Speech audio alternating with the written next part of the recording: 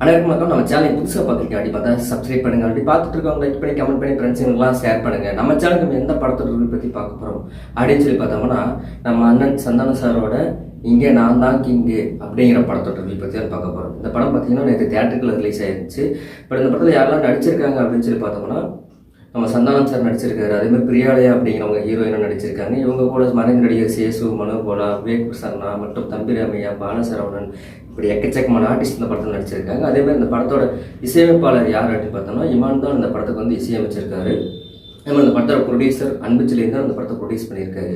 இந்த படத்தோட டைரக்டர் யார் அப்படின்னு பார்த்தோன்னா, ஆனந்த நாராயணன் அப்படிங்கிறவர் தான் இந்த படத்தை டைரக்ட் பண்ணியிருக்காரு. அதேமாதிரி இந்த படத்தோட டியூரேஷன் டைம் 2 மணி நேரம் 11 நிமிஷம். இதெல்லாம் சொல்லிட்டு இல்லை படத்தோட கதை என்னடா அப்படின்னு நினச்சிங்கன்னா, ஆல்ரெடி நீங்கள் பார்த்து பழக்கப்பட்ட ஒரு கதை தான். பட் இருந்தாலும் இன்னைக்கு ட்ரெண்டில் சினிமாவில் காமெடி அப்படிங்கிறது வந்து நிறையவே குறைஞ்சி போச்சு அப்படின்னு சொல்லலாம்.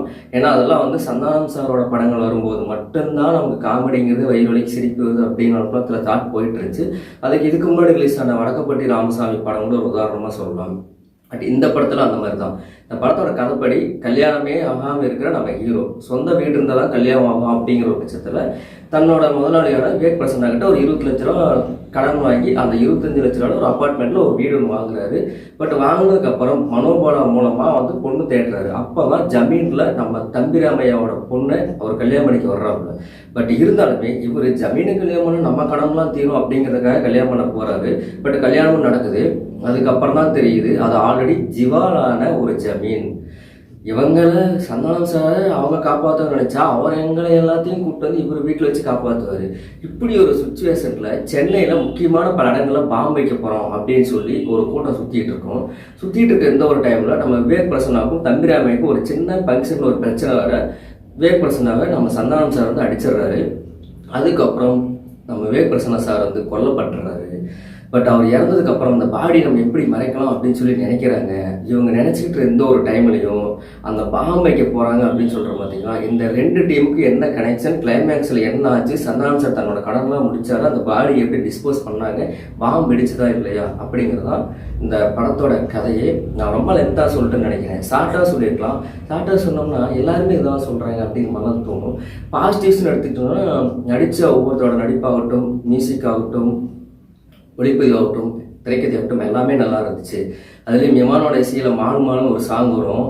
சந்தானம் சாருக்கு இந்த கெட்ட கூட சூப்பராக இருப்பா. அந்த லாஸ்ட் பார்த்தோன்னா லொக்கேஷன், அவங்களுடைய பின்னாடி பேக்ரவுண்ட் எடிட்டிங்கு, டான்ஸிங், ஒவ்வொருத்தரோட காஸ்டியூம், அந்த மானுமானு வர்ற பாட்டு ஒன்றும் போதும். இந்த கெட்டப்பு நம்ம பார்த்ததே இல்லை, இவர் இது கூட சூப்பராக இருக்குது அப்படிங்கிற மாதிரி தோணுச்சு எனக்கு பார்க்கும்போது. ஹீரோயின் பிரியாலயா கொடுத்த கேரக்டர் கரெக்டாக பண்ணியிருக்காங்க. பொதுவாக 4 பாட்டு 2 சீன் ஹீரோயின்களோட படம் ஃபுல்லாகவே ஒரு காமெடி கதையில் கடைசி வரைக்கும் ட்ராவல் ஆகியிருக்காங்க.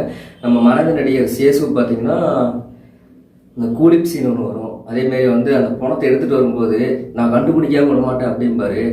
தண்ணி நம்பி கீழே போகுதுன்னு அதை பாடுறான்னு அதை பார்க்க மாட்டேங்குது. இங்கே வந்து கண்டுபிடிக்கிற நொண்டு பிடிக்கிற போடா அப்படின்னு சொல்லி தலையில் தட்டி எனக்கு போகிற அந்த ஒரு சீனுமே நல்லாயிருக்கும். அதேமாதிரி அந்த ஜமீனில் ஏமாந்துட்டோம் அப்படின்னு தெரிகிறப்போ ஒருத்தர் ஒரு கல்யாணத்துக்காக ஊரையே ஏமாற்றலாம், ஆனால் ஒரு ஊரே ஒருத்தர் ஏமாற்றி கல்யாணம் பண்ணி வச்சிருக்கு அப்படின்னு சொல்லுவார். அந்த டைலாக் ஆகட்டும், அம்சமான பொண்ணை பாடுறான்னா ஜீவன அம்சமான பொண்ணை பார்க்குறியா அப்படின்னு சொல்லி திட்டுற அந்த ஒரு சீன் ஆகட்டுமே, 1 லட்சம் பேருக்கு கல்யாணம் பண்ணி வச்சிருக்கு அப்படிங்கிறப்ப அந்த 1 லட்சம் பேரோட வாழ்க்கை போச்சுன்னா ஒரு மனசுக்குள்ள போனவங்க அந்த சீன் ஆகட்டும். இப்படி கிளைமேக்ஸில் அதுவும் நம்ம சுவாமிநாதன் சார்லாம் பார்த்தீங்கன்னா ஒரு ஆம்புலன்ஸ் சவுண்டு எடுத்துகிட்டு வருவார். அதை பார்த்துட்டு எல்லாருமே பயந்துக்குவாங்க, அப்பாடா அப்படிங்கிற மாதிரி தோணும் கிளைமேக்ஸில். அதாவது அந்த தீவிரவாத கும்பல் கட்ட நம்ம சந்தான சார் விவேக் பிரசன்னாவை மாட்டிக்கிட்டு பண்ணுற அந்த ஒரு சீன் ஆகட்டுமே. பாடி பல்ராம அப்படிங்கிற பேரில் முனிஷ்காந்த் சார், கூல் சுரேஷ் அவங்க கூட இன்னொருத்தர், இவங்க ஒரு 3 பேரோட டீமாக சுற்றிட்டு இருப்பாங்க. அந்த காமெடியும் ஒர்க் அவுட் ஆகிருக்கும். சந்தான சார் வந்து ஃபர்ஸ்ட் ஆஃப் சூப்பர். ஏன்னா ஃபர்ஸ்ட் ஹாஃப் பார்க்கும்போது கொஞ்சம் புதுசாக இருக்கே அப்படிங்கிற மாதிரி தோணும். அதேமாதிரி செகண்ட் ஹாஃப் பார்த்தோம்னா நம்ம ஆல்ரெடி தெரிஞ்சது தான், ஆனால் வயிறு வலிக்கு படம் பார்த்துருக்காங்க, நிறைய சிரிச்சிருக்கோம் அப்படிங்கிறதாகட்டும். பாலசரவணன் ஹாஸ்பிட்டலில் ஒரு மார்ச்சரியில் போட்டு வச்சுருப்பாங்க. அந்த மார்ச்சரியில் ஒரு ட்ரெஸ் எல்லாம் ரிமூவ் பண்ணிட்டு ஆப்ரேஷன் பண்ணுறதுக்காக டாக்டர்ஸ்லாம் பேசிகிட்டு இருப்பாங்க. அந்த காமெடி சீன்ஸுமே நல்லாயிருக்கும். இதை தாண்டி சொல்லணும் அப்படின்னு பார்த்தோன்னா நம்ம மாறன் சார் ரோலக்ஸன்ஸில் இந்த வெட்டர சீன்லாம் சொல்லிட்டு இருப்பாரு. அதுவுமே நல்லாயிருக்கும். கிளைமேக்ஸில் வர சீனுமே ஓரளவுக்கு நல்லா காமெடி ஒர்க் அவுட் ஆகிருக்கு. இதையும் தாண்டி இன்னும் சிலலாம் நிறைய நடிச்சிருக்காங்க. நம்ம தம்பிராமையா சாரும் பாலசரவன் சார் காம்போ வந்து இந்த படத்தில் நிறையவே ஒர்க் அவுட் ஆகிருக்கு. அது நீங்கள் படம் பார்த்தீங்கன்னா தெரியும். சந்தானம் சார்லாம் வந்து அவர் ஒரு படம் பண்ணுறாரு அப்படிங்கிறப்போ அந்த ஒரு சீனில் தன்னால் எந்த அளவுக்கு இந்த இடத்துல இந்த டைலாக் இந்த சீன் சிரிப்பு வரும் அவ்வளோதான் அப்படிங்கிற அவர் சொல்லுவார். பட் நம்ம சொல்லுவோம் சில சீன்ஸ்லாம் சிரிப்பே அவ்வளோ கிளிஞ்சாக இருக்குது அப்படிங்கிறது. அதையும் கூட அவரே சொல்லுவார், ஒரே கிளிஞ்சாக பண்ணிட்டு இருக்காங்க போங்கடா அப்படிம்பாரு. அதுவுமே நல்லாயிருக்கும். இந்த ஆம்புலன்ஸில் வர அந்த ஒரு சீன் ஆகட்டுமே, அதுலேயும் அந்த ஜமீனில் வீடெல்லாம் காலி பண்ணுறப்ப ஒரு கிளவி இருக்கும், அந்த கிளவிட்டு ஒரு டைலாக் பேசுவார், அதெல்லாம் வந்து பயங்கர காமெடியாக இருக்கும். உன்னை நான் ஜூனியர் ஆர்டிஸ்ட்னு நினச்சேன், ஆனால் நீ கேரக்டர் ஆர்டிஸ்ட்னு நிரூபிச்சிட்ட அப்படின்னு சொல்லுவாப்புல. அந்த சீன் ஆகட்டுமே, பாடல்கள், டான்ஸ் வேணுமா, டான்ஸ் இருக்குது, ஃபைட் வேணுமா, ஃபைட் இருக்குது, எல்லாமே இருக்குது. மெயின் படத்தில் முக்கியமான விஷயம் சொல்லணும் அப்படின்னு பார்த்தா அதுலேயும் ஸ்ரீனிலாம் நடிச்சிருப்பாங்க. ஸ்ரீனி இவங்களை இன்ஸ்டாவில் அதிகமாக பார்த்துருக்கேன். பட் இருந்தாலும் இவ்வளோ கவர்ச்சியாக இருக்காங்க. ஒரு ஹாஸ்பிட்டல் சீன் ஆகட்டும், அந்த சாம்பியன்ஸ் கூட அவங்க சுற்றுற அந்த ஒரு சீன் ஆகட்டுமே, இப்படி படம் முழுக்கவே எக்கச்சக்க கவர்ச்சி அவங்க காட்டியிருக்காங்க. இருந்தாலும் இந்த கவர்ச்சி பற்றி நான் சொல்கிறேன் அப்படின்னு இல்லை. ஸ்ரீனி மென்டலாக சில டைம் மெசேஜ் பண்ண ரிப்ளை கூட பண்ண மாட்டாங்க. பட் இருந்தாலும் பரவாயில்ல, ஆல்ரெடி அவங்க 2-3 படத்தில் ஒரு பாட்டில் பார்த்துருக்கேன். இந்த படத்தில் படம் ஃபுல்லாக வர்றாங்க.